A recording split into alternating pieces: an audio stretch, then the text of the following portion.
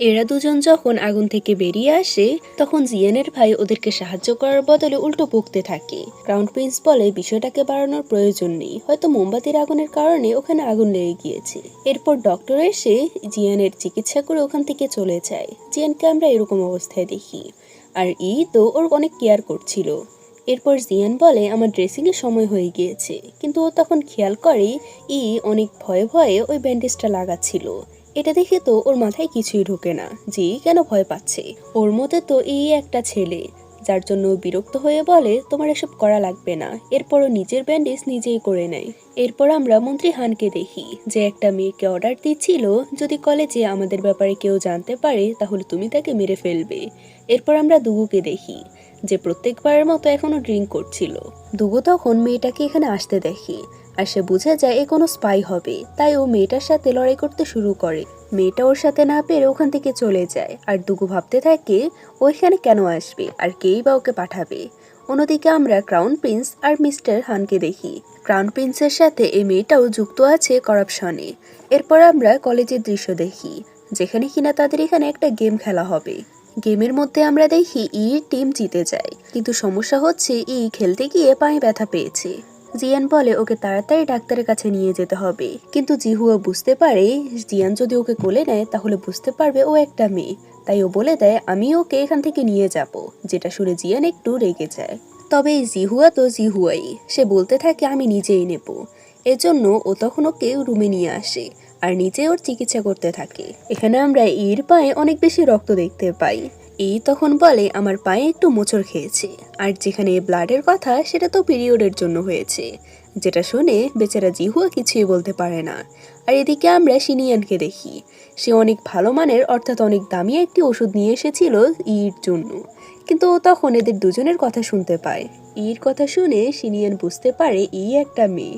এরপর নিজের পায়ের ব্যথার জন্য কিছুদিন কলেজ আসতে পারে না, তাই জিয়ান ওর জন্য নোট তৈরি করে। আর এরপর ও যখন কলেজে আসে তখন ওকে ভালোভাবে পড়াগুলো পড়াতে থাকে।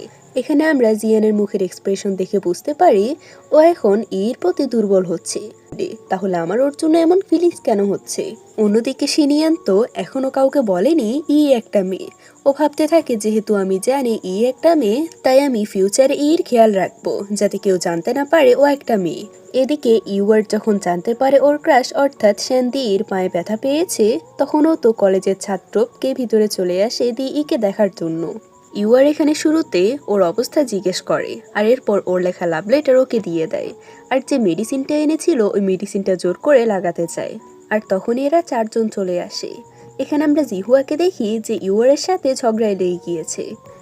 তখন ইউয়ারকে সরাসরি বলে দেয় দেখো ইউয়ার, আমি তোমাকে পছন্দ করি না, আমি অন্য কাউকে পছন্দ করি। এটা শুনে জিহু আর শিয়ান অনেক বেশি ব্লাশ করতে থাকে, কিন্তু এখানে জিয়ান বুঝতেই পারে না ও একটা ছেলে হয়ে অন্য কাউকে পছন্দ করে কিভাবে, মানে ও এটা মানতেই পারছে না। কিন্তু তখনই তো গেমটা উল্টে যায়, কারণ জিয়ানের হাত ধরে বলে জিয়ান আমি তোমাকে পছন্দ করি অনেক লম্বা সময় থেকে, কিন্তু আমার মধ্যে এতটা সাহস নেই যে আমি তোমাকে এটা মুখ ফুটে বলতে পারবো, তবে আজকে সুযোগ হয়েছে তাই আমি তোমাকে বলে দিলাম। বেচারা জিয়ানের অবস্থা তো খারাপ, কারণ ও এখনো জানে একটা ছেলে। কথা শুনে এই দুজন বেচারা তো মন খারাপ হয়ে যায়। আর বেচারি কান্না করতে করতেই চলে যায়, কিন্তু ও যাওয়ার পরে জিয়ানের থেকে দূরে সরে যায়। আসলে আমি ইউআরের থেকে নিজেকে ছাড়ানোর জন্য এসব কিছু নাটক করেছি, যেটা শুনে জিয়ানের মুখের অবস্থা দেখার মতো ছিল। বেচারা মানতেও পারবে না, আবার যখন জানতে পারে নাটক করছে তখন ওর সহ্য হচ্ছে না। জিহুয়া বলে তুমি কনফেস করেছো, অ্যাক্টিং করেছো, সবকিছুই ঠিক আছে, কিন্তু ওই জিয়ানকে কেন? বলে কারণ জিয়ান আমার পাশেই দাঁড়িয়েছিল, হঠাৎ করে এসব কিছু হচ্ছে তা আমি বলে দিয়েছি। ওর এই কথা শুনেও জিহুয়া তো শান্ত হয় না, ও সাথে ঝগড়া লেগে যায়। এরপর এদের দুজনের সাথে বসে ড্রিঙ্ক করছিল আর বলছিল ফিউচারে আমি নিজের রেস্টুরেন্ট খুলবো। ওদের সাথে গল্প করার পর যখন রুমে আসে তখন ও দেখতে পায় জিয়ান এখন ওই বিষয়টার জন্য রেগে আছে, তাই ওর কাছে সরি বলে। যাই হোক, রাতে কোনো রকম ও জিয়ানকে মানিয়ে নেয়। পরদিন এরা দুজন বাজারে যায়।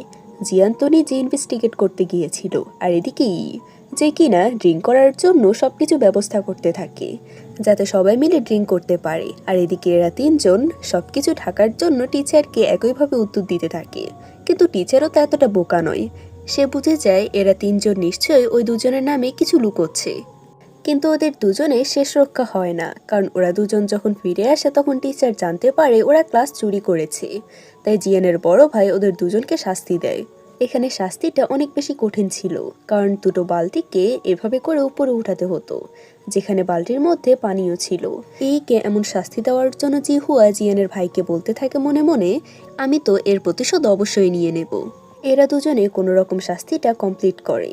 জিয়ান যেহেতু ছেলে ছিল তাই সে ঠিক ছিল, কিন্তু তো একটা মেয়ে, তাই সে সহ্য করতে না পেরে অজ্ঞান হয়ে যায়। যাই হোক, ও একটু বিশ্রাম নেওয়ার পর ওর জ্ঞান ফিরে আসে, আর জিহুয়া ওর কেয়ার করতে থাকে। জিহুয়া বলে, আমি বিয়ের পরও তোমার এইভাবে কেয়ার করব। বেচারির মুখের এক্সপ্রেশনটা তো পুরোই বদলে যায়। রাতে আমরা জিহুয়াকে দেখি জিয়ানের বড় ভাইয়ের রুমে, কারণ সে তো বলেছিল সে প্রতিশোধ নেবে। আর এই পাগলাটে জিহুয়াটা করে কি, ওর চায়ের মধ্যে কিছু একটা মিশিয়ে দেয়, যার জন্য পরদিন সকালে জিয়ানের ভাই যখন চা খায় তখন তার ঠোঁটটা এভাবে ফুলে যায়। জিয়ানের ভাইয়ের উপর প্রত্যেকটা স্টুডেন্ট হাসতে থাকে, কারণ সত্যি তাকে অনেক ফানি লাগছিল। জিয়ানের ভাই তখন জিহুয়াকে বলে, আমি জানি এসব কিছু তুমিই করেছো। জিয়ান তার ভাইকে বলে, তোমার কাছে কি প্রমাণ আছে যে এটা আমার বন্ধুই করেছে? কিন্তু বেচারা জিয়ানের ভাইয়ের কাছে কোনো প্রমাণ থাকে না। যাই হোক, এরপর আমরা ওদেরকে ফেস্টিভ্যালে দেখি। এরা এখানে অনেক আনন্দ করছিল। শিনিয়ান বসে বসে ছবি আঁকছিল, আর জিহুয়া বারবার পাশে থাকছে, কারণ ওর অনেক ভয় লাগছে। জিয়ান আর অনেক বেশি ক্লোজ হয়ে যাচ্ছে আজকাল। এরা দুজনে দুষ্টুমি করতে করতে তো শিনিয়ানের পেন্টিং এর উপর পড়ে যায় আর পেন্টিংটা নষ্ট করে দেয়। কিন্তু আমরা শিনিয়ানকে দেখি যে বারবার কে একটা মেয়ে হিসেবে দেখছিল। আর সব থেকে ইন্টারেস্টিং কথা হচ্ছে, ও এখন থেকে কে পছন্দ করতেও শুরু করেছে। এরপর আমরা এদের দুজনকে দেখি। জিহুয়া তখন এর আনা লেটারটা দেখায়। এটা দেখি বলে, তুমি ওর লাভ লেটারটা এতটা যত্নে রেখেছো? সে বলে, এটা কোনো ম্যাটার না, তুমি এই লেটারের উপর সিলটা দেখো, যেটা সিনান পেন্ডেন্টের সাথে অনেক ভালোভাবে মিলে যায়। ওকে গিয়ে একবার জিজ্ঞেস করতে হবে পেন্ডেন্টের ব্যাপারে। কিন্তু ওদের দুর্ভাগ্য, কারণ পরদিন গিয়ে ওরা কে পায় না। অন্যদিকে জিয়ান যখন বাজারে আসে তখন ও দেখে এখানের যে পয়সাগুলো ছিল ওই পয়সাগুলো অনেকটা নকল ছিল। এটা যখন সবাইকে বলা হয়, সবাই বলে আমরা তোমাকে হেল্প করব। এরপর সবাই ইনভেস্টিগেট করতে শুরু করে, এক একজন এক এক জায়গায়। সবাই তখন বুঝতে পারে এই নকল পয়সাগুলো সব জায়গায় আছে। কিন্তু এখানে ইনভেস্টিগেট করতে গিয়ে কেউ একজন কে কিডন্যাপ করে নেয়। যখন ওই লোকগুলো থেকে বাঁচবে তখন সে মেয়েদের পোশাক পরে ওখান থেকে পালাচ্ছিল, কিন্তু দুর্ভাগ্যবশত ওর দেখা হয়ে যায় জিয়ানের সাথে। ও তখন একটা অসহায় মেয়ে হয়ে জিয়ানের কাছে সাহায্য চায়, আর জিয়ানও তো ওকে চিনত না। তাই জিয়ান যখন ওকে লোকগুলোর থেকে বাঁচাচ্ছিল, ও তখন সুযোগ পেয়ে একটা গলি দিয়ে পালিয়ে যায়। কিন্তু বেচারির বুদ্ধি তো কাজে লাগে না, কারণ জিয়ান তখন এখানে চলে আসে। জিয়ান তখন কে নিজের কাছে টেনে বলে, তুমি কেন মেয়েদের পোশাক পরেছো? বেচারি কিছু বলতে যাবে তার আগে আবারও জিয়ান বলে, ভালোই হয়েছে আমি তোমাকে এভাবে দেখেছি, তুমি একটা ছেলে, তুমি এভাবে মেয়ের পোশাক পরেছো, যদি কেউ দেখতো তাহলে অন্যরা তোমার মজা নিত। যাই হোক, কলেজে আসার পর প্রত্যেকে মিলে প্ল্যান করে পরের মিশনটা ওরা কিভাবে করবে। জিয়ানকে এরপর আমরা একটা গরিব মানুষের ভেসে দেখি। জিয়ান এখানে একাই চলে এসেছে, কারণ সে তার বন্ধুদের বিপদে ফেলতে চায় না। সে খোঁজ নিতে নিতে জঙ্গলের মধ্যে একটা জায়গায় আসে, যেখানে একটা বাড়িঘর ছিল। ও তখন এখানে এসে বুঝতে পারে এই লোকগুলো মানুষদের জোর করে কিডন্যাপ করে এনে এখানে নকল পয়সাগুলো বানাচ্ছে। এখানে আমরা মন্ত্রী হানের রাইট হ্যান্ড ওই মেয়েটাকেও দেখি, যে এই জায়গার মালিকের সাথে কথা বলছিল আসল টাকা নেওয়ার জন্য। জিয়ান তখন মনে করে এই মেয়েটাই এসব কিছুর মাস্টার মাইন্ড। ও আর কিছু জানতে পারবে তার আগে এখানে চলে আসে, যার জন্য ওই লোকগুলো বুঝে যায়। জিয়ান চাইলেও এখান থেকে পালাতে পারে না, আর এরপর ওদের দুজনকে বেঁধে ফেলা হয়। এখানে ওরা দুজনই মনে করে আজকে ওদের শেষ দিন। তাই জিয়ান ভাবতে থাকে ও আজকে কে কনফেস করে দেবে। ও একটা ছেলে হলেও জিয়ানের ওকে পছন্দ। তবে বোকা জিয়ান কিছুই বলতে পারে না। সে বলে, এখান থেকে বের হলে আমি তোমার হাতের খাবার খাবো। এটা বলতে বলতেই তার বাঁধনটা খুলে ফেলে, আর এরা দুজন সুযোগ পেয়ে ওখান থেকে পালিয়ে আসে। জিহুয়া আর বাকিরা সহ ওদেরকে খুঁজতে খুঁজতে এখান পর্যন্ত চলে এসে ওদেরকে পেয়ে যায়। জিয়ান তখন সৈনিকদের বলে দেয় এখানে কি কি হচ্ছে। এই পুরো মামলাটা এরপর এখানকার ম্যাজিস্ট্রেট অর্থাৎ চ্যাঙ্গানের ম্যাজিস্ট্রেটের কাছে দিয়ে দেওয়া হয়। এরপর আমরা ওই মেয়েটাকে দেখি, যে কিনা এখানে একজন লোকের সাথে কথা বলছে। সে আর অন্য কেউ নয়, জিয়ানের নিজের বাবাই ছিল। জিয়ানের বাবা বলতে থাকে, জিয়ানের কারণে আমাদের ওই জায়গাটা যেহেতু এক্সপোজ হয়েছে, তাই আমাদের আরো বেশি সতর্ক থাকতে হবে। আমি এই কারাপশনের সাথে যুক্ত আছি এটা যদি সে জানতে পারে, তাহলে আমি যে তার বাপ সে এটা কেউ ছাড় দেবে না। সে রাজাকে অনেক সম্মান করে। আমার ভয় হচ্ছে সে কখন না জানি আমাদের বাকি কাজগুলো ধরে ফেলে। মন্ত্রী হান যখন জানতে পারে এখানকার ম্যাজিস্ট্রেট এই কেসটা সামলাচ্ছে, তখন সে সেই ম্যাজিস্ট্রেটটাকে মেরে ফেলে। এরপর আমরা ওদের সবাইকে পিকনিকে দেখি, যেখানে আমরা ইউআরকেও দেখি। সে কোনো দাওয়াত ছাড়া এখানে চলে এসেছে। সে তখন কে নিজের লাভ কনফেস করে। এই সুযোগে ওকে সে সিনান পেন্টেন্টের কথা জিজ্ঞেস করে, কিন্তু ইউআর তো কিছুই জানতো না। ওদের কথার মাঝে ভুল করে সে সিনান পেন্টেন্টটা পানিতে পড়ে যায়, আর তো এটার জন্য কোনো কিছু না ভেবেই পানিতে ঝাঁপ দেয়। ও পড়ে গিয়েছে দেখে প্রত্যেকে কে খুঁজতে থাকে, আর সিনিয়ানকে দেখি যে প্রথমে কে খুঁজে পেয়ে যায়। তো এখানে লুকোচ্ছিল। সিনিয়ান তখন খেয়াল করে জিয়ানের বড় ভাই এদিকে আসছে, তাই ও কে বলে তুমি লুকিয়ে পড়ো। শ্যানিয়ান এদেশের দ্বিতীয় রাজকুমার, এটা জিয়ানের বড় ভাই জানতো, তাই ও তখন তাকে রাজকুমারের মতো সম্মান দিয়ে কথা বলে। তখন এই জিনিসটা বুঝে যায়।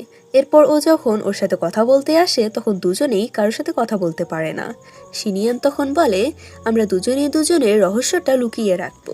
তখন ওর কথাতে রাজি হয়ে যায়। সিনিয়ানের পর নিজের উপরের সাদা পোশাকটা খুলে ওকে দিয়ে দেয়, কারণ ও একটা মেয়ে আর ওর উপরের পোশাকটা ভিজে গিয়েছিল। যখন ওখানে আসে তখন তো জিয়ান ওকে অনেক বকতে থাকে। খেয়াল করে জিয়ান ওর অনেক কেয়ার করছে। এই বিষয়গুলো অনেক ভালো লাগে। পিকনিক থেকে ফিরে আসার পর ওরা ডিনার করছিল। এখানে জিহু আর অনেক বেশি ড্রিঙ্ক করছিল। এরপর এরা দুজনে মিলে এই দুজনকে কোনো রকম রুমে দিয়ে আসে। বারবার ড্রিঙ্ক করার কথাই বলছিল বিড়বিড় করে, তাই জিয়ান তখন ওর কাছে যায় শোনার জন্য। কিন্তু তখন চোখ খুলে ওকে দেখে বলে তুমি এতটা খারাপ কেন? তুমি সবসময় আমাকে বকা দাও, কিন্তু তুমি কি বোঝো না আমি তোমাকে কতটা পছন্দ করি? জিয়ান ওর অনেক ক্লোজে ছিল। ওর মাথায় আসে ওকে কিস করার, কিন্তু পর মুহূর্তে নিজেকে আটকে নেয় আর পানি দিতে থাকে নিজের মুখে। জিয়ান ভাবতে থাকে আমি একটা ছেলে হয়ে কিভাবে ছেলের সম্পর্কে এগুলো ভাবতে পারি। এখানে জিয়ান নিজেও ড্রিঙ্ক করেছিল, তাই ওখানেই ঘুমিয়ে পড়ে। এভাবে ভিজা কাপড়ে ঘুমিয়ে যাওয়ার জন্য ওর সর্দি লেগে যায়, যার জন্য অনেক বেশি কেয়ার করতে থাকে জিয়ানের। জিয়ান ভাবতে থাকে যদি সারা জীবন আমার সাথে এভাবে থেকে যায় কতটাই না ভালো হবে। কিন্তু পরে নিজে নিজে বলতে থাকে একটা ছেলে হয়ে একটা ছেলের ব্যাপারে আমি এসব কি ভাবছি। জিয়ান এরপর ইনভেস্টিগেট করে জানতে পারে ওই পয়সার মামলাটা তো এখনো শান্ত হয়নি, বরং এখন শহর থেকে বাচ্চাদেরকেও কিডন্যাপ করা হচ্ছে আর বাচ্চাদের নিয়ে এ সমস্ত কাজ করানো হচ্ছে। তাই ওরা প্ল্যান করে সেই জায়গাটাতে যায়, আর এরপর ওই বাচ্চাগুলোতে ছাড়াতে থাকে। ওই কিডন্যাপারগুলো এখানে চলে আসে, যার জন্য এরা প্রত্যেকে মিলে ওই কিডন্যাপারের সাথে লড়াই করে আর গিয়ে ওই বাচ্চাগুলোকে ছাড়িয়ে নেয়। কিন্তু যখন পড়ে যেতে নিচ্ছিল তখন জিয়ান এভাবে এসে ওকে ধরে ফেলে। কিন্তু এখানে আসল কথা হচ্ছে ওকে বাঁচাতে গিয়ে তো জিয়ান চেস্টের মধ্যে হাত দিয়ে ফেলে। আর জিয়ানের এরপর অবস্থা দেখে মনে হচ্ছে ও অনেক বেশি শকড হয়ে আছে। বেচারা কিছু বুঝে ওঠার আগে জিহুয়ার আর সিনিয়ান মিলে ওখানে অনেকগুলো সৈন্যদের নিয়ে চলে আসে, যার জন্য পরিস্থিতি ঠিক হয়ে যায়। কিন্তু জিয়ানের পরিস্থিতি এখনো ঠিক হয়নি। অন্যদিকে জিহুয়াকে এনে বলে আমার মনে হচ্ছে জিয়ান জানতে পেরেছে আমি একটা মেয়ে। বেচারা জিহুয়া তো অনেক বেশি শক, এখনো কি করবে। সে বলে তাহলে আগে আমাদেরকে কলেজ যেতে হবে, তারপরে এই বিষয়টা ভাববো। কলেজ আসার পর এই বোকা জিহুয়া ওকে শিখিয়ে দেয় তুমি জিয়ানকে বলবে আমি আসলে জিহুয়ার ফিয়ন্সে। জিহুয়াকে আমার পছন্দ নয়, তাই আমি ওকে বিয়ে করব না, আর এজন্যই আমি এখানে ছেলে সেজে কলেজে পড়তে এসেছি। এটা শুনে তো নিজেই অবাক, কারণ সত্যটা তো এটাই। যাই হোক, বেচারা জিহুয়া এটা বুঝতে পারে না, আর এর কাছে প্ল্যানটা ভালো লাগলে ও এখান থেকে চলে যায়। জিয়ানের কাছে এসে কিছু বলার আগে জিয়ান ওকে উল্টোপাল্টা কথা বলতে থাকে, মানে ওকে বকতে থাকে। যখন বলে দেয় ও জিহুয়ার ফিয়ন্সে, তখন তো বেচারা পুরোটাই শক আর অনেক জেলাসির বসে ওকে আরো বেশি বকা দিতে থাকে, আর এরপর ওখান থেকে চলে যায়। বারবার ওকে বোঝানোর চেষ্টা করে কিন্তু পারে না। অনেক টেনশনে পড়ে যায়। জিয়ান যদি রাগের মাথায় কাউকে ওর সত্যটা বলে দেয়, কিন্তু দেখা যায় পরদিনই ফেভারিট ফেস্ট নিয়ে জিয়ান ওর কাছে আসে আর ওই দিনের ব্যবহারের জন্য ওর কাছে ক্ষমা চায়। এখানে জিয়ান ওকে বলে এভাবে মেয়ে হয়ে ছেলে সেজে থাকাটা অনেক বেশি রিস্কি। বলে এটা জানি, আসলে আমি ওর ফিয়ন্সে আর ওকে আমি বিয়ে করতে চাই না, কারণ আমি ওকে পছন্দ করি না। এই কথা শুনে জিয়ানের হুঁশিয়ার দেখে কি, কেননা ও এখন আরো বেশি সুযোগ পেয়ে গিয়েছে কে পছন্দ করার। এরপর আমরা রাজাকে দেখি যে একজন মন্ত্রীকে ওই পয়সার কেসটা সামলানোর জন্য দিয়েছে, কিন্তু এই মন্ত্রী হান তো ওই মন্ত্রীটাকেও মেরে ফেলেছে। আমরা এখানে মন্ত্রী হানের ওই রাইট হ্যান্ডটাকেও দেখি, যাকে কিনা রয়্যাল গার্ডেরা ঘিরে ফেলেছে। তারা মনে করছে ওই মন্ত্রীটাকে মেয়েটাই মেরেছে। এখানে আমরা দুগুকেও দেখি। দুগু যখন ওই মেয়েটার হাতের আঘাত দেখতে পায় তখন ওর মনে পড়ে ছোটবেলায় ওর ঠিক বন্ধুরও এমন আঘাত পেয়েছিল। যে মেয়েটাকে দুগু ছোটবেলা থেকে খুঁজছিল কারণ হারিয়ে গিয়েছে। দুগুর কাছে মনে হয় এই মেয়েটাই হচ্ছে ওই মেয়েটা। দুগু এরপর নিজে নিজেই ওই রয়্যাল গার্ডের সাথে ফাইট করে ওই মেয়েটাকে বাঁচানোর জন্য। এসব কিছু শেষ করে দুগু যখন তাড়াতাড়ি করে কলেজের ভিতরে আসে, তখন সে কে গোসল করতে দেখে ফেলে আর ও বুঝতে পারে একটা মেয়ে। দুগুর পিছু করতে করতে রয়্যাল গার্ডেরা কলেজেও চলে এসেছে আর তারা টিচারকে বলতে থাকে তাদেরকে চেক করতে দিতে, হয়তো স্টুডেন্টের মধ্যে ওই খুনিটা লুকিয়ে আছে। আর এরা 4 জন মিলে দুগুর চিকিৎসা করছিল। এমনিতেও পরিস্থিতি অনেক বেশি খারাপ, তাও আবার রয়্যাল গার্ডরা চাইছিল তাদের রুম চেক করতে। কোনো উপায় না পেয়ে সিনিয়ান তখন বাইরে চলে যায় আর তাদেরকে বলে দেয় সে এই রাজ্যের দ্বিতীয় রাজকুমার। তার রুম কেউ সার্চ করতে পারবে না। এত রাতে তার রুম সার্চ করলে তার ভালো লাগবে না। রাজকুমার শুনে তো প্রত্যেকে তাকে সম্মান দিতে থাকে। পরদিন থেকে প্রত্যেকে ওকে সম্মান দিতে থাকে, কারণ রাজকুমারের সাথে কোনো বেয়াদবি হলে তাদের তো মাথাটাই যাবে। এসব কিছু দেখে জিহুয়া ওর মজা নেওয়ার জন্য ওকেও ইউর হাইনেস বলে, যেটা দেখে তো বেচারা সিনিয়ান এবার রেগেই যায়, কারণ বেচারা তো চাইছিল যে ও নিজের পরিচয়টা রিভিল করবে না, কিন্তু শেষ পর্যন্ত রিভিল করার পর ওর বন্ধুরাই ওর মজা নিচ্ছে। এরপর আমাদের মন্ত্রী হুয়াকে দেখানো হয়, যার হাতে সে সিনিয়ান পেন্ডেন্টটা ছিল। সে তখন 20 বছর আগের কথা মনে করতে থাকে। মিনিস্টার হুয়া এখানে পুরনো ক্রাউন প্রিন্স অর্থাৎ রাজার আগের যে রাজা হওয়ার কথা ছিল তাকে অনেক বেশি মানত, কিন্তু এখনকার রাজাকে সে এতটা বেশি সহ্য করতো না। আর এই পুরনো ক্রাউন প্রিন্স ছিল বর্তমান রাজার বড় ভাই। মিনিস্টার হুয়া তখন পুরনো ক্রাউন প্রিন্সের উদ্দেশ্য করে বলে, আমি আপনার মেয়েকে অবশ্যই খুঁজে বের করব। এরপর আমাদের দুগুর গল্প দেখানো হয়, যেখানে ওর ছোটবেলার বন্ধু ছিল নিংশিয়াও। ওরা দুজনকে জেনারেল নিজেই অ্যাডপ্ট করেছিল। ওরা দুজনে এখানে বড় হচ্ছিল, কিন্তু একদিন মার্কেটে যাওয়ার পর কেউ নিংশিয়ানকে কিডন্যাপ করে নেয়। দুগু অনেক খোঁজার চেষ্টা করে কিন্তু পারে না। এই কথাগুলো দুগু কে বলছিল আর বলে, আমি জানি না নিংশিয়ান এত বছর পর আমি ওকে পেলেও ও এমনটা কেন হয়ে গিয়েছে। বলে, হয়তো এর পিছনে অনেক বড় কারণ আছে, তুমি তার সাথে গিয়ে দেখা করো আর তাকে জিজ্ঞেস করো। এর কিছুদিন পরে ওরা প্রত্যেকে জানতে পারে অন্য দেশের রাজ্য তাদের রাজ্যের উপর আক্রমণ করে দিয়েছে, মানে বর্তমানে যুদ্ধ চলছে, যার জন্য আশপাশের গ্রামের সমস্ত মানুষগুলো শহরে চলে এসেছে। শহরে আসার পরও তাদের অনেক সমস্যা হচ্ছে, কারণ এখানে তাদের কাছে তো টাকা নেই, তাদের খাবার কেনার মতো এমন পরিস্থিতি নেই। এরা তখন প্রত্যেকে ডিসাইড করে, তারা টিচারের কাছে গিয়ে বলে যে তারা যুদ্ধ করবে, কিন্তু এটা তো টিচার মানেই না। কিন্তু তারপরও এরা টিচারকে রিকোয়েস্ট করতে থাকে। টিচার তখন রাজাকে বলে অনুমতি দিতে, কিন্তু রাজা তো সোজাসুজি না করে দেয়। কিন্তু তারপরও প্রত্যেকটা স্টুডেন্ট হার মানে না। তারা তখন একটা কাগজে করে লিখে রাজাকে পাঠায় আর বাহিরে আন্দোলন করতে থাকে যাতে তাদেরকে যুদ্ধে পাঠানো হয়। ক্রাউন প্রিন্স তখন রাজার কাছে আসে আর বলে তাদেরকে পাঠিয়ে দিতে। এই ক্রাউন প্রিন্সকে দেখে মনে হচ্ছে ওর যেন কারো প্রতি কোনো মায়া মমতা নেই। যাই হোক, রাজা তখন বাধ্য হয়ে ওদেরকে যাওয়ার অনুমতি দেয়, কিন্তু সব থেকে বড় কথা হচ্ছে ওদেরকে ওখানে গিয়ে ট্রেনিং নিতে হবে, কোনো যুদ্ধই ওরা করতে পারবে না। টিচারের পর প্রত্যেককে রাজার এ কথাটা বলে দেয়। এরপর ওরা একদিন পর ওই জায়গায় চলে যায়। রাতে তারা একটা জায়গায় টেন্টটা নিয়ে একটু বিশ্রাম নিচ্ছিল। এরপর আমরা জিয়ানকে দেখে যে ভাবছিল, আমি অনেক দিন আগে থেকে কে পছন্দ করি, কিন্তু আমি জানি না ও আমাকে পছন্দ করে কিনা। বেচারা এসব কিছু ইমোশনাল ভাবতে ভাবতে ওর চোখে পানি চলে আসে। ওকে বলে, তুমি এমন কান্না কেন করছো? জিয়ান বলে, কিছু না। কিছুদিন যাওয়ার পর তারা অবশেষে সে জেনারেলের জায়গাটা পৌঁছে যায়, যেখানে জেনারেল লি সহ প্রত্যেককে যুদ্ধ করছিল। এখানে জেনারেল লি টিচারদেরকে বলতে থাকে, রাজা অর্ডার দিয়েছে আমাকে এই স্টুডেন্টদের শুধুমাত্র একটু ট্রেনিং দিতে, তাদেরকে যুদ্ধের ময়দানে যেন আমি না পাঠাই। বাকিরা মানলেও এ 5 জন মানতে তো একদমই নারাজ। তারা বলে, আমরা এখানে যুদ্ধ করতে এসেছি, তাই আপনি আমাদেরকে ওই হিসাবে ট্রেনিং করান। এরপর ওদের ট্রেনিং শুরু হয়। জেনারেলি ইচ্ছে করে করে হাই লেভেলের ট্রেনিংগুলো এদেরকে দিয়ে করায়। সে চাইছিল প্রত্যেকে যেন ভয় পেয়ে এই ট্রেনিংটা বাদ দিয়ে দেয়, কিন্তু এমনটা কিছুই হয় না, বরং ওরা খুবই পারফেক্টভাবে এই ট্রেনিংগুলো পাশ করে নেয়। একজন সৈনিক এসে খবর দেয় পাশের গ্রামে হামলা হয়েছে, সেখানে আমাদের সৈনিকদের সহ সাধারণ মানুষকেও মেরে ফেলা হয়েছে। জেনারেল লি তখন ওখানে গিয়ে অনেক স্তব্ধ হয়ে যায়, কারণ সে ভাবতেও পারেনি শত্রুরা তাদের সৈন্যদের মেরেছে তো মেরেছে, সাধারণ মানুষকে কেন মারলো। জেনারেল লি তখন বলে, আমি এর প্রতিশোধ তো অবশ্যই নিয়ে নেব। এরপর আমরা দেখি ওদের ট্রেনিং সম্পূর্ণ কমপ্লিট হয়ে গিয়েছে। জিয়ান আর মিলে জেনারেল লিকে অনেকগুলো ফন্দির কথা বলে, যাতে তারা শত্রুর দেশকে খুব ভালোভাবে আটক করতে পারে।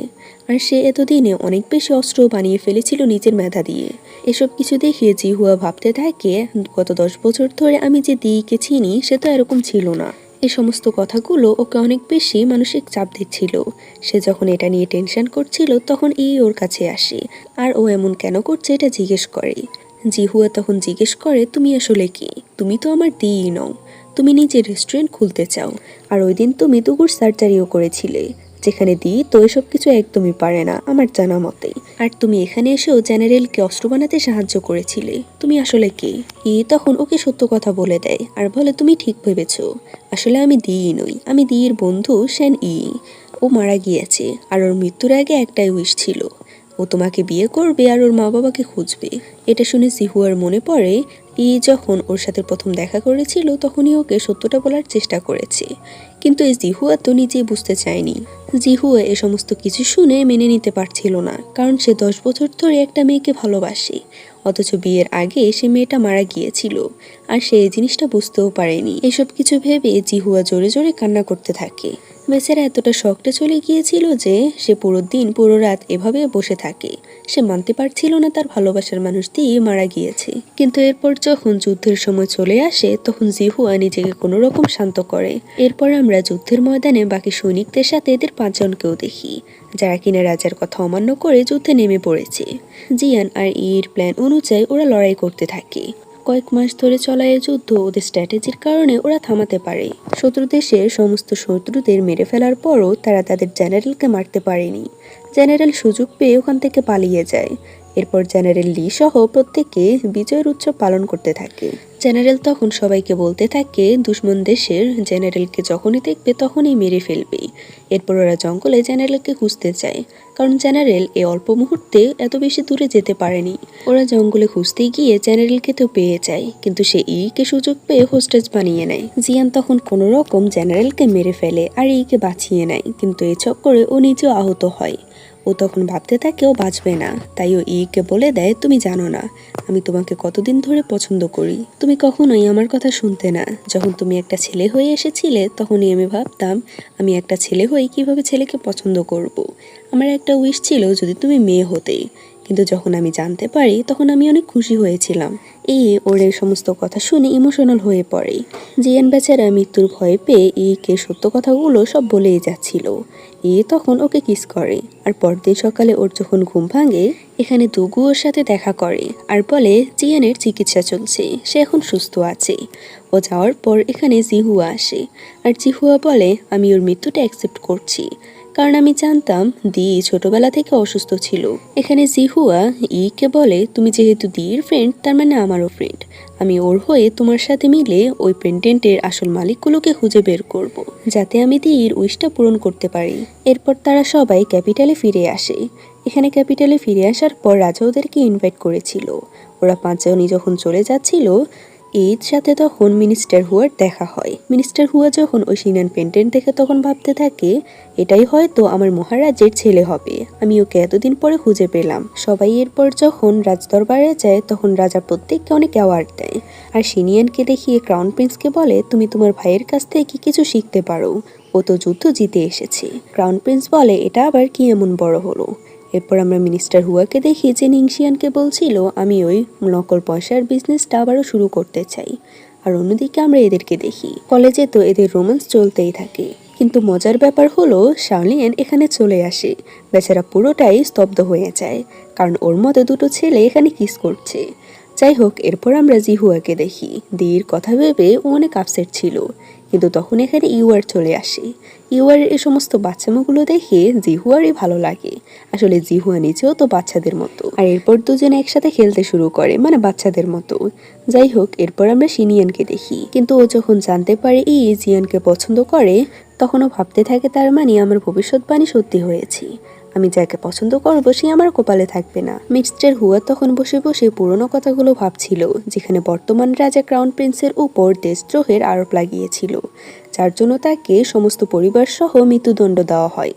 মিনিস্টার হুয়া বলে, কিন্তু আপনার ছেলে এখনও বেঁচে আছে, যার নাম হচ্ছে শ্যানদি। কিন্তু মিনিস্টার হুয়া তো জানে না সে একটা মেয়ে। অন্যদিকে জিয়ানকে দেখি যে নিজের বাড়িতে আসলে নিজের বাবার রুমে যেতে চায়, কিন্তু সে তখন বাহির থেকে দেখতে পায় ওর বাবার রুমে পয়সার আলাদা আলাদা ডিজাইন আছে। জিয়ান তো এসব কিছু দেখে অনেক বেশি অবাক। জিয়ানের বাবা মন্ত্রী হানের সাথে গিয়ে দেখা করে আর তাকে সমস্ত কিছু বন্ধ করতে বলে। মন্ত্রী হান বলে, তুমি তোমার রাস্তায় যেতে পারো, কোনো সমস্যা নেই। বেচারা জিয়ানের বাবা সবকিছু শেষ করলেও তার ছেলে কিন্তু সবকিছু জেনে গিয়েছে। যাই হোক, জিয়ানের পর নিজে নিজে ভাবতে থাকে তার বাবা এই সমস্ত কাজ কিভাবে করতে পারে। এরপর এসে জিয়ানকে সমস্ত সত্য কথা বলে দেয়। ও ভাবতে থাকে জিয়ান হয়তো তাকে ঘৃণা করবে তার গরিব দেখে, কিন্তু জিয়ান বলে, তুমি যেভাবে আছো এভাবেই ঠিক আছে।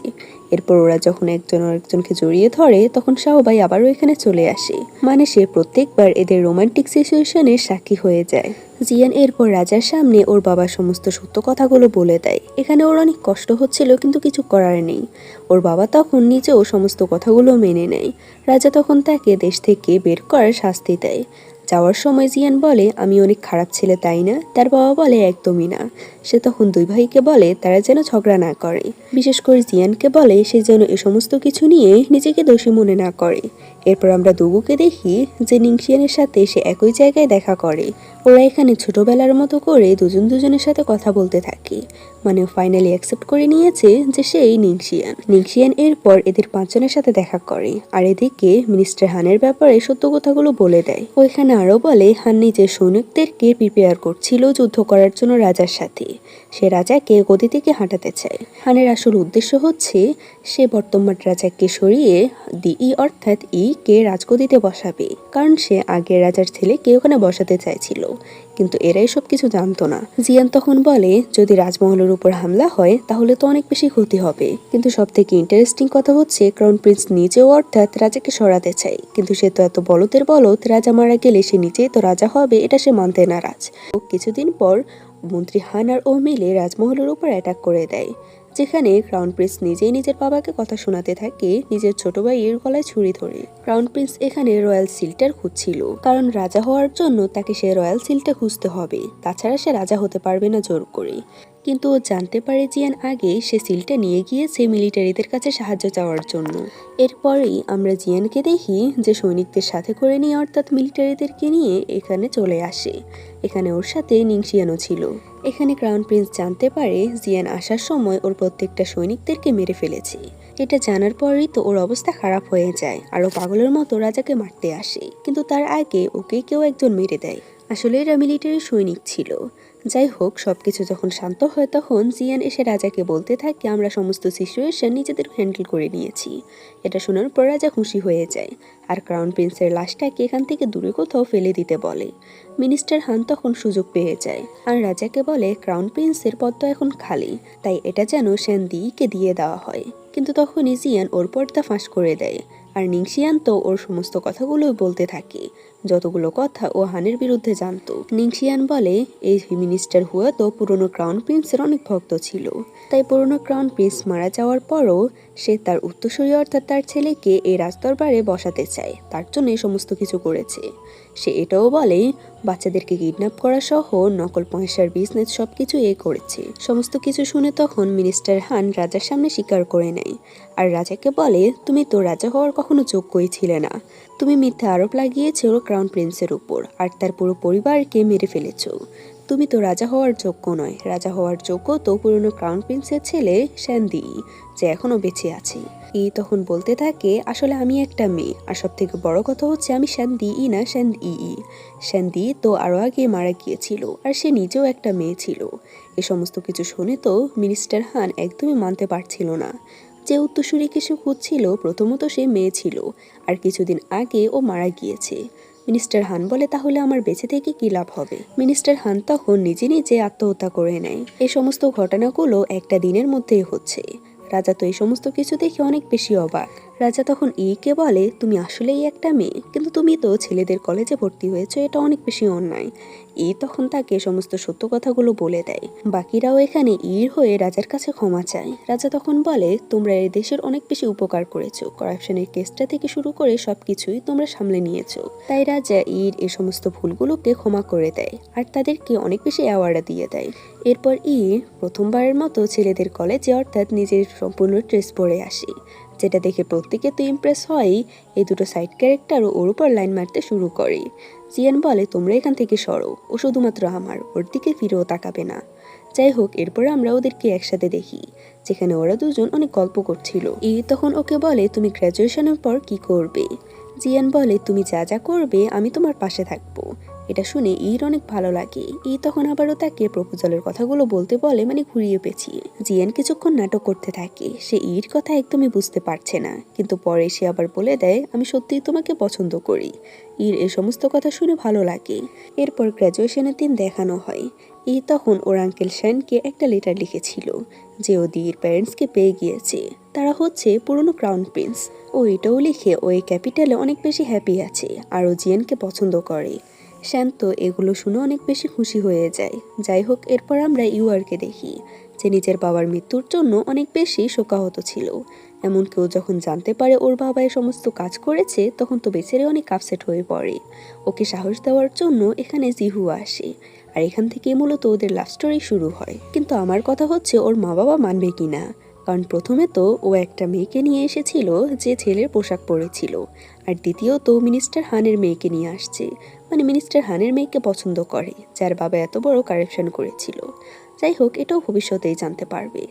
এরপর আমরা এদের দুজনকে দেখি, যারা একসাথে এখন থেকে পাহাড়ে থাকবে। আর যাওয়ার আগে নিংশিয়া নিজের প্যাভিলিয়নটা কে দিয়ে যায় তার রেস্টুরেন্ট বানানোর জন্য। যখন জানতে পারে এই প্যাভিলিয়নটা ওকে ফ্রিতে দেওয়া হয়েছে, ও তো এত বেশি খুশি হয় যে জিয়ানের কোলে উঠে পড়ে। এরপর আমরা কিছু বছর পরের দৃশ্য দেখি, শিনিয়ান আবারও নিজের রাজমহলে চলে এসেছে থাকার জন্য। আর এত বছর পর ওরা সবাই আবার একসাথে হয় রেস্টুরেন্টে।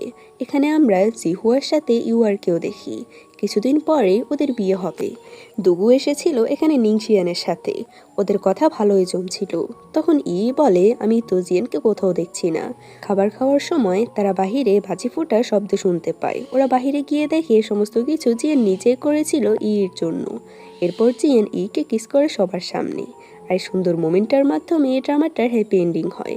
এই ড্রামাটা তোমাদের কাছে কেমন লেগেছিল তা অবশ্যই বলবে। সংক্ষেপে বোঝানোর জন্য তোমাদেরকে আমি সম্পূর্ণ চেষ্টা করেছি। আশা করি তোমাদের কাছে ভালো লাগবে।